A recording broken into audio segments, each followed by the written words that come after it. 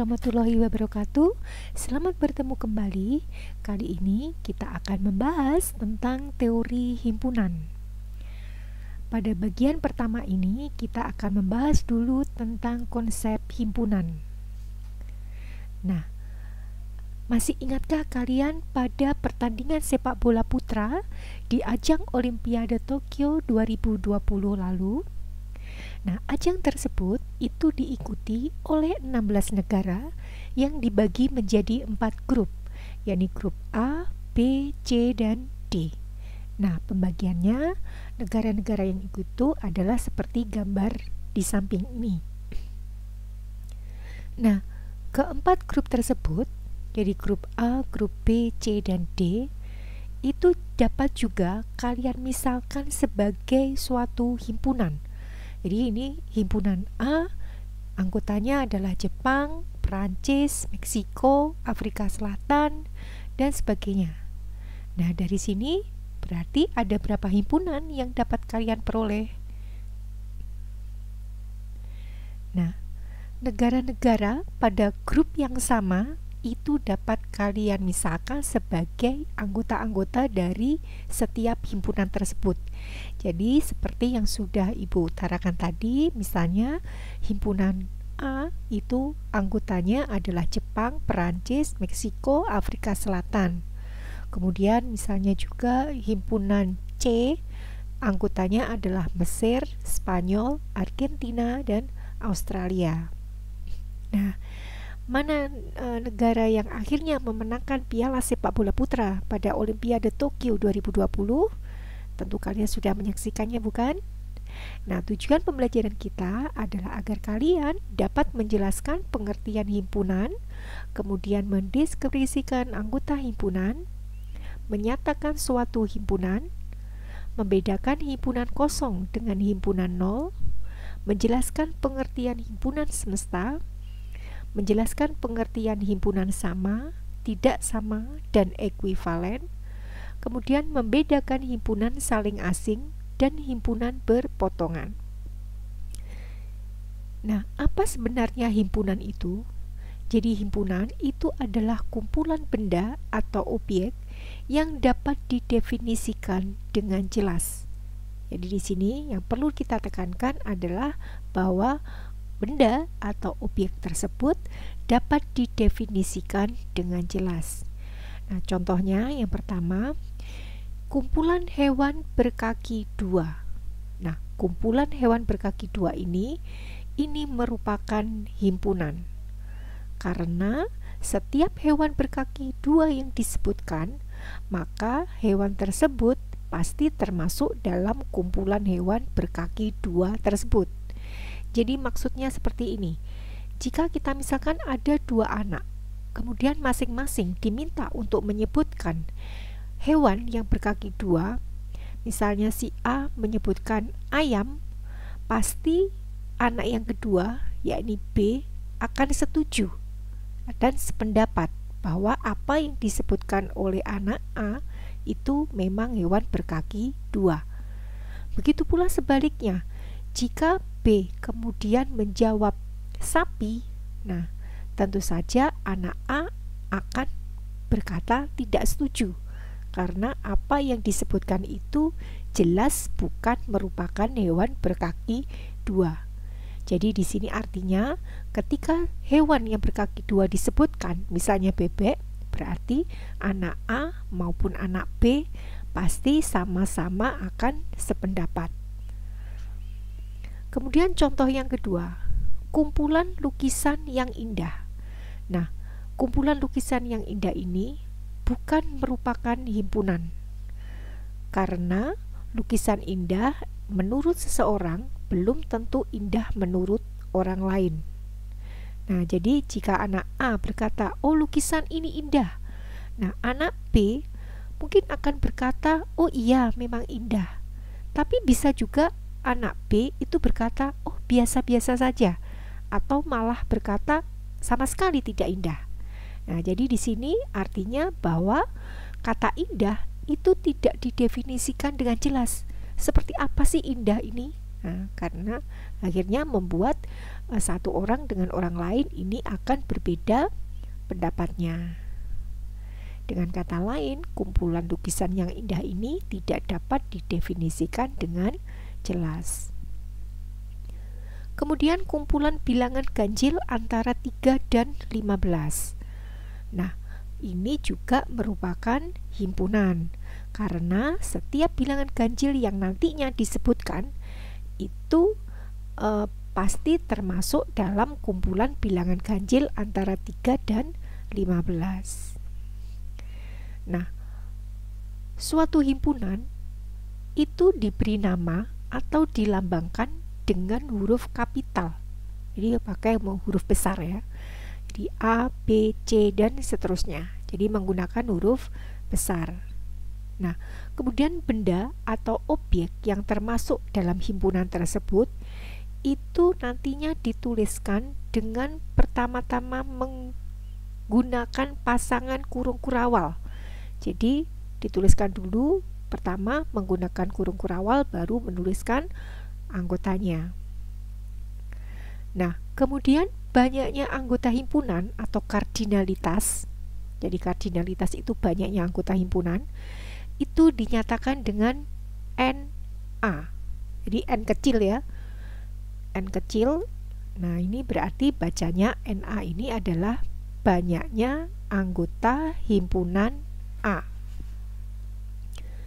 Contohnya, A adalah himpunan bilangan asli antara 6 dan 14. Nah, berarti ini bisa kita tuliskan dalam bentuk notasi himpunannya menjadi A sama dengan kurung kurawal dulu ya, kurung kurawal dulu. Kemudian kita tuliskan anggotanya. Karena bilangan asli antara 6 dan 14 berarti 7, 8, 9, 10, 11, 12, 13. Kemudian jangan lupa tutup kurung. Nah, sekali lagi gunakan tanda kurung kurawal, bukan kurung yang seperti ini ya.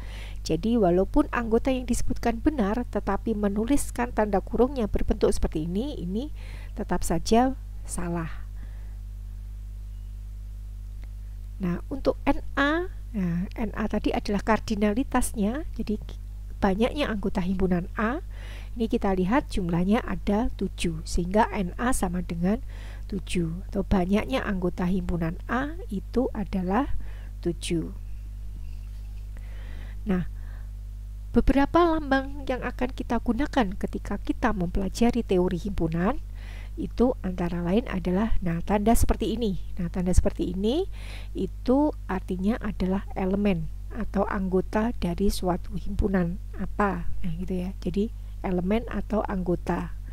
Kemudian kalau seperti E ini kemudian dicoret berarti bukan anggota atau bukan elemen. Kemudian seperti huruf C ini ya, tapi lebih panjang lagi. Nah, ini disebut himpunan bagian. Nah, seperti ini juga tapi dicoret berarti bukan himpunan bagian. Kemudian ini bisa ya semuanya, ini artinya sama dengan. Kemudian yang dicoret berarti tidak sama dengan.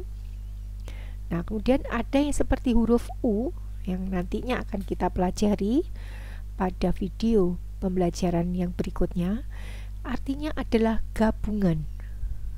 Kemudian lawannya yang menghadap ke bawah, ini adalah irisan.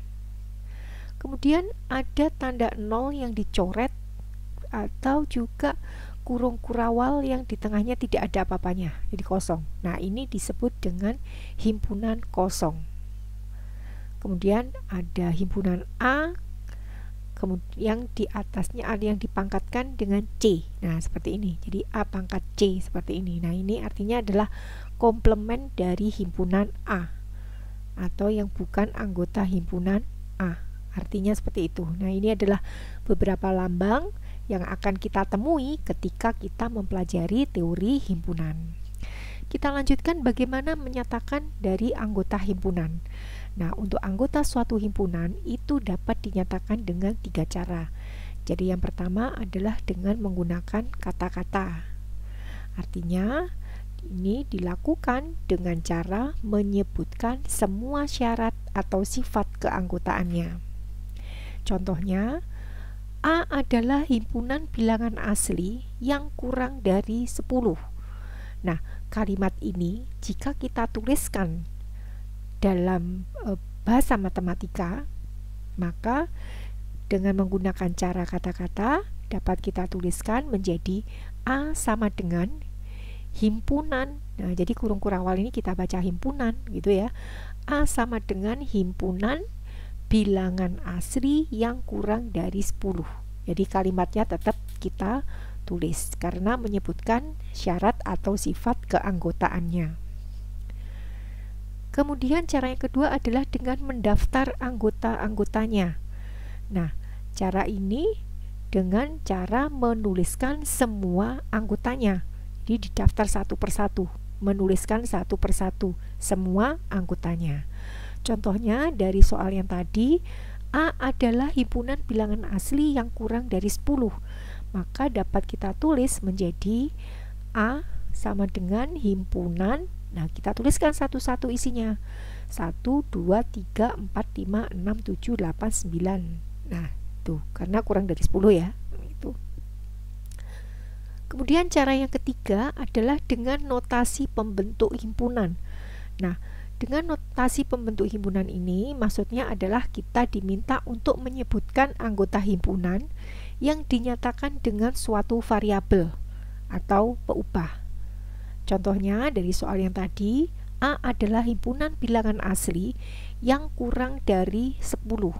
Maka ditulis A adalah himpunan X sedemikian sehingga X-nya itu kurang dari 10 dan X itu elemen bilangan asli, elemen anggota ya.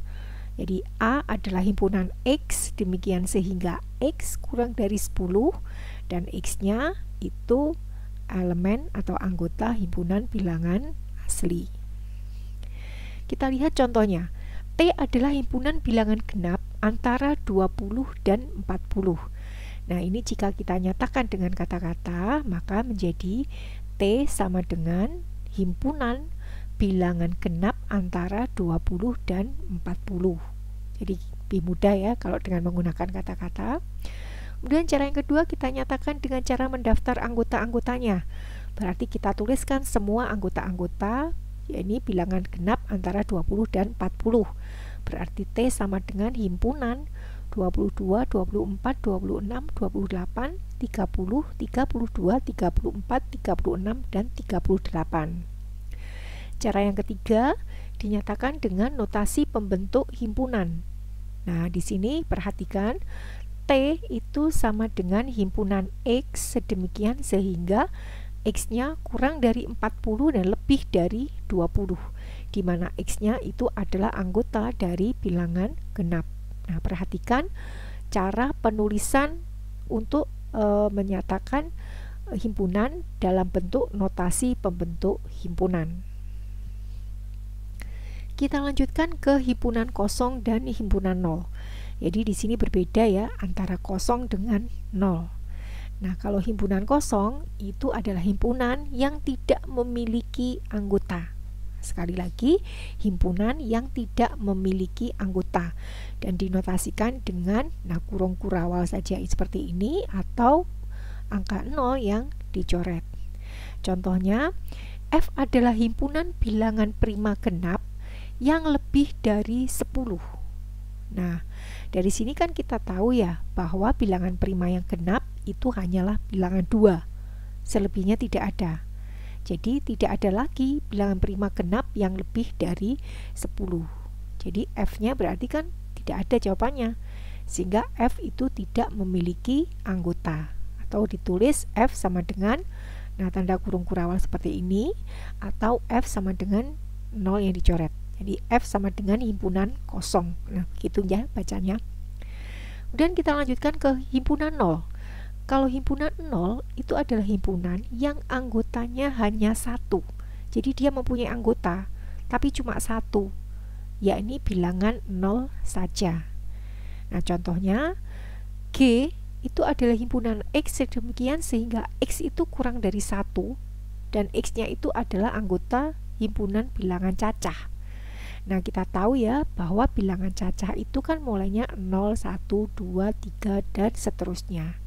Nah, jika ini yang diminta adalah bilangan yang kurang dari 1, berarti jawabannya kan cuma 0. Nah, jadi artinya bahwa di sini dapat kita katakan himpunan G itu isinya adalah himpunan 0.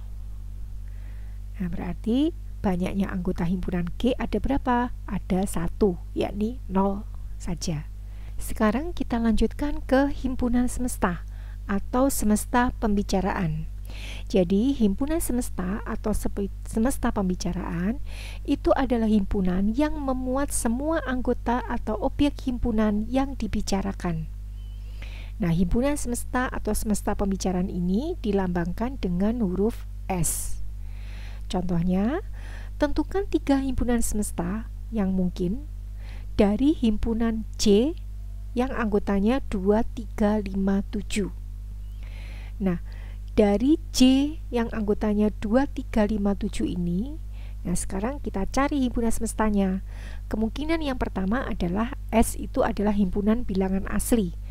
Nah, kita tahu bahwa bilangan asli itu kan 1, 2, 3, 4, dan seterusnya. Nah, berarti C 2, 3, 5, 7 itu semua anggotanya kan masuk ya di dalam bilangan asli. Nah, berarti di sini bisa kita katakan bahwa S-nya bilangan asli itu mungkin jika menjadi himpunan semesta dari J. Kemungkinan yang lain adalah S itu bilangan cacah. Nah, kita tahu bilangan cacah itu kan 0, 1, 2, dan seterusnya. Nah, berarti 2, 3, 5, 7 yang punyanya J tadi itu semuanya bilangannya masuk di dalam bilangan cacah ini. Sehingga untuk himpunan semesta yang bilangan cacah ini juga memenuhi.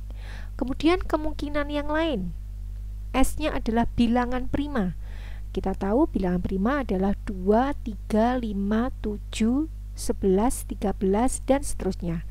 Nah, berarti di antara bilangan-bilangan yang disebutkan tadi pada himpunan semesta ternyata J juga. Nah, berarti kan J termuat di dalam S yang bilangan prima. Jadi ini juga memenuhi. Nah, apakah hanya ini saja? Hanya 3 ini saja? Nah, sebetulnya tidak, masih banyak lagi.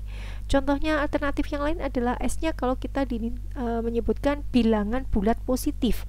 Nah, bilangan bulat positif berarti kan 1, 2, 3, dan seterusnya. Berarti J-nya juga masuk di situ semua anggotanya. Kemungkinan yang lain adalah bilangan real. Nah, kita tahu bahwa semua bilangan itu masuk di dalam bilangan real. Berarti 2, 3, 5, 7 juga masuk di dalamnya situ. Kemudian jika kita menyebutkan 1, 2, 3, dan seterusnya sampai 10. Tidak hanya sampai 10, bahkan sampai berapapun. Nah, ini berarti kan 2, 3, 5, 7 juga masuk di dalam situ. Tapi sekali lagi, karena di sini yang diminta pada soal adalah kita menyebutkan 3 himpunan semesta yang mungkin, jadi cukup 3 ini saja yang kita tuliskan. Nah, kita lanjutkan pada himpunan sama, tidak sama, dan ekuivalen. Nah, sekarang perhatikan himpunan-himpunan berikut ini. Himpunan K, anggotanya adalah N, O, V, A. Kemudian himpunan L, N, A, V, O. Himpunan M, anggotanya A, V, I, N. Dan himpunan N, anggotanya V, A, N, I, A. Kita lihat himpunan K itu berarti banyaknya anggotanya itu ada 4. Untuk L berarti banyak anggota himpunan L adalah 4. Anggota himpunan M berarti 4, dan anggota himpunan N itu 5. Nah, dari informasi ini berarti sekarang dapat kita katakan bahwa himpunan K dan himpunan L itu dikatakan sama. Mengapa? Karena yang pertama jumlah anggotanya sama. Kemudian, nah ini yang terpenting adalah bahwa setiap anggota himpunan K itu termuat di dalam L, dan setiap anggota himpunan L juga termuat di dalam K. Jadi intinya adalah K dan L isinya sama persis ya anggotanya. Nah, ini bisa kita tuliskan dalam bentuk K sama dengan L. Jadi himpunan K sama dengan himpunan L. Nah, jadi dapat disimpulkan bahwa dua himpunan itu dikatakan sama apabila kedua himpunan itu memiliki anggota yang tepat sama. Kemudian himpunan K dan himpunan M, sekarang kita perhatikan himpunan K dan M ya, itu dikatakan tidak sama. Mengapa? Karena ada anggota himpunan K yang tidak termuat di dalam M, dan juga ada anggota himpunan M yang tidak termuat dalam himpunan K. Ya, jadi di K itu kan ada huruf O. Nah, tapi di M tidak ada. Begitu juga di M ada huruf I, di K tidak ada. Sehingga dapat kita katakan bahwa himpunan K itu tidak sama dengan himpunan M. Kesimpulan kita, dua himpunan dikatakan tidak sama apabila kedua himpunan itu memiliki anggota yang tidak tepat sama. Nah, kemudian himpunan K dan himpunan M tadi kan kita katakan tidak sama, tapi kedua himpunan ini, yakni himpunan K dan himpunan M, itu dikatakan ekuivalen. Mengapa? Karena banyaknya anggota himpunan K itu sama dengan banyaknya anggota himpunan M. Jadi syarat dua buah himpunan itu dikatakan ekuivalen jika anggotanya sama. Walaupun isinya tidak sama, tapi jumlah anggotanya sama, maka dikatakan kedua himpunan itu adalah ekuivalen. Kemudian ada istilah himpunan saling asing dan himpunan berpotongan. Nah, dua himpunan yang tidak kosong itu dikatakan saling asing atau istilah lainnya saling lepas jika kedua himpunan tersebut tidak memiliki anggota persekutuan atau tidak memiliki anggota yang sama. Nah, ini adalah istilah atau pengertian dari saling asing atau saling lepas. Contohnya, kalau himpunan A itu isinya 1, 3, 5, 7, 9, kemudian himpunan B isinya 2, 4, 6, 8, 10, maka perhatikan bahwa tidak ada anggota himpunan A yang menjadi anggota himpunan B. Begitu pula sebaliknya, anggota B juga tidak ada yang termuat di dalam A. Jadi dikatakan bahwa himpunan A dan himpunan B tidak memiliki anggota yang sama atau tidak mempunyai anggota persekutuan. Nah, hubungan antara himpunan A dan B ini disebut saling asing atau saling lepas. Gitu ya. Nah, sekarang dua himpunan yang tidak kosong C dan D itu dikatakan tidak saling lepas. Jadi ini lawannya ya. Kalau tadi saling lepas, sekarang tidak saling lepas atau istilah lainnya berpotongan. Jika kedua himpunan itu memiliki anggota persekutuan, jadi punya anggota yang sama, tapi masih ada anggota C yang bukan merupakan anggota D dan ada anggota D yang bukan anggota C. Contohnya, misalnya himpunan C anggotanya 2, 3, 5, 7, 11. Kemudian himpunan D anggotanya 2, 4, 6, 8, 10. Nah, di sini kita lihat bahwa anggota C dan himpunan C dan himpunan D itu memiliki anggota yang sama. Ya, ini apa? 2. Nah, jadi C punya, D punya, yakni 2.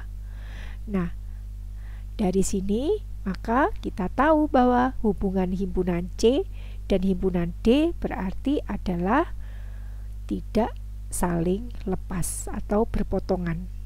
Jadi selain memiliki yang sama tadi, himpunan C kan masih punya anggota yang lain yang tidak sama. Kemudian D juga begitu, punya anggota yang sama tapi juga punya anggota yang tidak sama. Nah, begitulah bahasan kita tentang konsep himpunan ini.